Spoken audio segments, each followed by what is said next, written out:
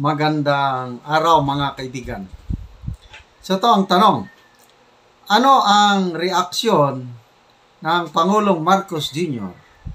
doon sa karumal-dumal na bombing sa Marawi City na kung saan ang mga Christian brethren natin na nagsisimba ay binomba.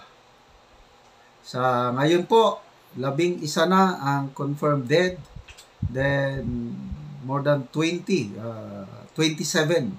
wounded na sa ospital. Ano ang ginawa ng presidente? Today is Sunday. Baka nagpapahinga lang.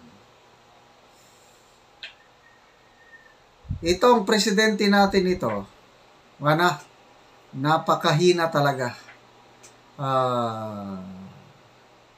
Marunong lang magsalita, kaya lang wala sa gawa. Ang ini-expect ko sana is nandyan sa kanya, TV Malacanang, makita natin siya in person, yung nagsasalita, yung medyo galit na sinasabi niya na magbabayad kayo, yung salita na makikita mo ang facial expression with sincerity, yung pakikiramay. Yan ang in-expect ko. I do not expect him na punta kagad sa Marawi at baka lalo la silang magulo doon. Alam mo, ito lang, nahanap ko, post, Bongbong Marcos, post niya, I don't know kung Facebook ba ito, basahin ko. Nakakainis, nakakabwisit. Salita lang. Sabi niya, I condemn in the strongest possible terms the senseless and most heinous acts perpetrated by foreign terrorists upon the Mindanao State University and Marawi communities early this Sunday morning. Extremists who wield violence against the innocent will always be regarded as enemies toward society. Basahin ko lang then magbigay ako ng reaksyon. I extend my most heartfelt condolences to the victims, their loved ones, and the communities that have been the target of this latest assault on peace. We are in close coordination with the regional government of the Bangsamoro Autonomous Region in Muslim Mindanao and the concerned LGUs. I thank them for their swift and immediate response to the incident and for their ready support to the victims.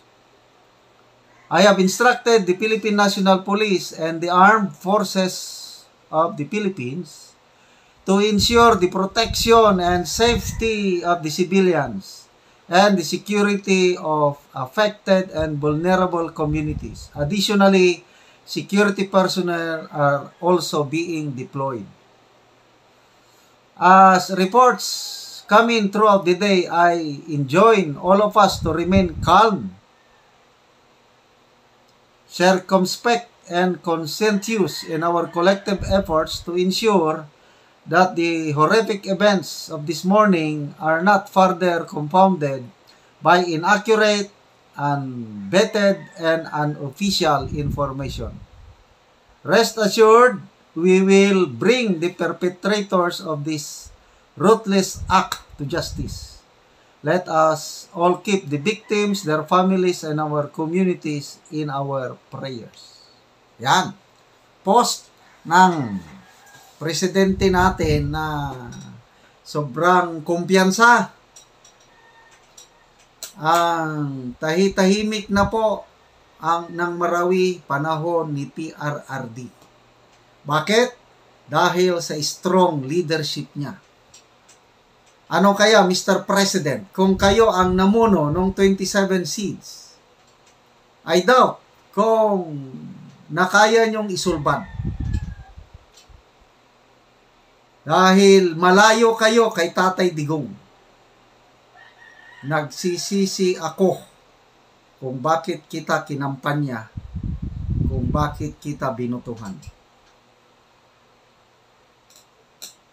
Oh, ngayon, papisto-pistok pa kayo sa...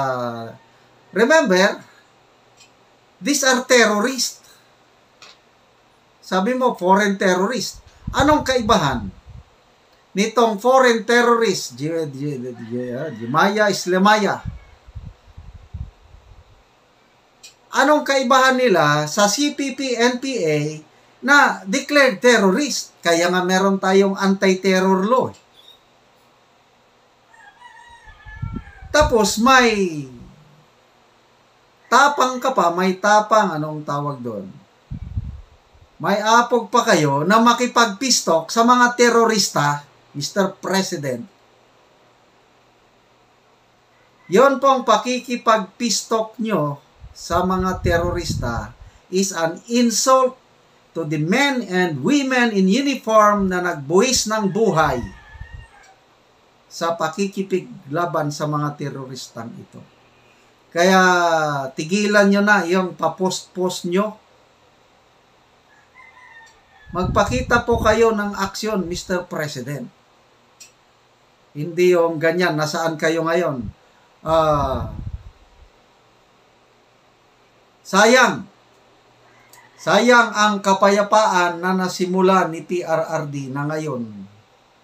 Pinapabayaan nyo na. Yan po ang sentiment. Not only me, but my viewers. Sa mga ordinaryong tao na nakakasalamuha ko, gumugulo na ang bansa natin ngayon. Droga, kriminalidad dahil sa inyong kalamyaan. I'm sorry. Masyado kayong mabait bilang presidente.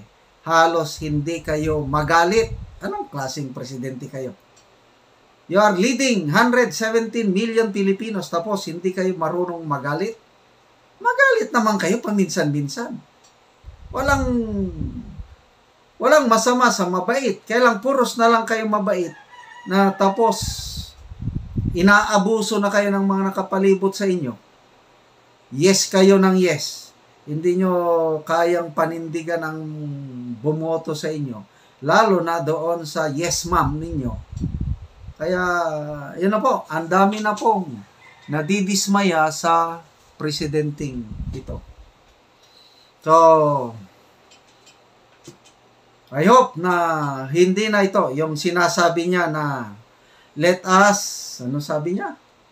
Bring forth to justice. Maniwala ba tayo dito? Rest assured that we will bring the perpetrators of this ruthless crime to justice. Ano ngayon? Yung sabi mo, smugglers and hoarders, your days are numbered. Ilang buwan na po? July, August, September, October, November, 4 months, 5 months na. Nasaan na ang kinasuhan yung smuggler? Kaya wag na kayong pasalay salita pa. Mabuti pa, action. Punta kayo sa Marawi. Gayahin nyo si Tatay Digong. So, sa mga nabiktima po nito, nakakaawa. Nakita ko yung mga videos yung nasa ospital. Hindi inaasahang pangyayari yun na. Nalagasan ng buhay, nasugatan ng dahil sa isang leader na wala nang inisip kundi magliwaliw sa buong mundo.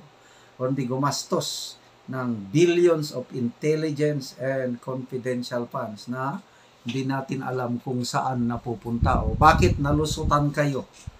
Intelligence, confidential funds. Bakit hindi nyo naagapan yan? Saan napunta yung billions of confidential funds? Sagutin nyo. Pera ng taong bayan yan. Hindi po sa inyo. Anong silbi ng billions of confidential intelligence funds ninyo na hindi nyo naman kayang proteksyonan ang mga ordinary civilians? Mabuti pa, gayahin nyo si BP Sara. Sinurrender niya, wala na. Di gumaya po kayo kung gusto nyo ng talagang matinong serbisyo. Pasensya na po, Mr. President. I'm just exercising my freedom of expression dahil kawawa yung mga nabiktima sa Marawi, tapos papost-post lang kayo na condemn. Umaksyon naman kayo, kagalang-galang na Pangulo.